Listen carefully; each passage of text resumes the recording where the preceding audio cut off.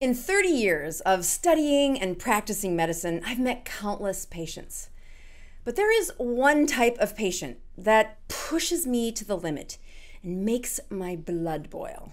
It's not the patients who are skeptical of Western medicine. It's not those that are self-diagnosing through WebMD. It's not even the ones who are the chronic woe is me complainers. Those patients that are skeptical in medicine, I get them. I understand them. They have been coming to Western medicine, asking for help, and been let down one time, again and again. Today's modern medicine really doesn't allow for those deep relationships. They're much faster appointments, and they don't always allow for a curious mind to meet a very distressed patient. The self-diagnosing ones that Google their symptoms before they come see me, I love them.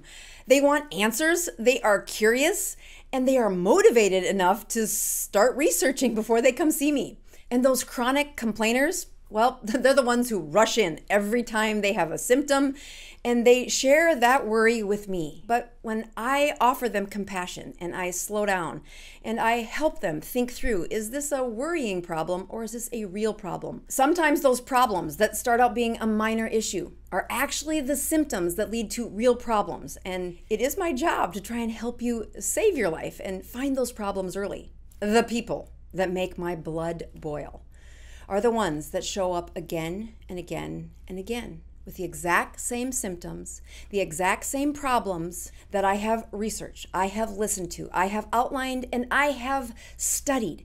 I have studied the problem, what could be the other problems, and affirmed that we have the right diagnosis. But your solution involves you. It involves you changing behavior. This is what boils my blood. Let me give you an example. Take people who have trouble sleeping. Yes, this is a very common problem. You come to me and it can be dangerous. It actually is the root of many chronic problems like constant weight gain, like a brain that doesn't work, dementia, depression, anxiety. I could go on. We do need to fix their sleep. And they want my little pill to fix all of their problems. But I've outlined that you have a human brain. That human brain is not going to be fixed with my pill. That human brain needs you to not have any light for at least 2 hours before you go to sleep. That human brain needs a schedule that's awake during the daytime, asleep during the nighttime. You shouldn't consume the booze and the food right before you go to bed. These solutions actually work, but the patient will try 1 or 2 nights of putting their phone in the kitchen and not bringing it into the bedroom. Doc, I tried that a couple times. It didn't work. I'm like, it's not going to work 2 times. You've been practicing that for the last 30 years. And when I ask you to change the behavior and it doesn't work in 2 nights, well, that's the problem. This behavior change is rooted into your symptoms, and I can't fix that without you. In recent years, I've said to my type 2 diabetics that type 2 diabetes is a choice. And they get defensive about this, but it's a reality that I am confident if you listen to me and follow the steps of reducing those number of carbohydrates, living on a high-fat, moderate protein, low carbohydrate diet, you can reverse your diabetes. And I'm saying this is a choice. The defensiveness creates an uncomfortable conversation, one that I have led people to say, if you want this to get better, you cannot do it in isolation.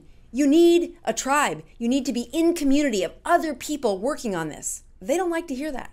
And one of the reasons I get so boiled, so intense about this is I really care. I don't like seeing their bodies and brains and families and relationships fade because of the choices they're making.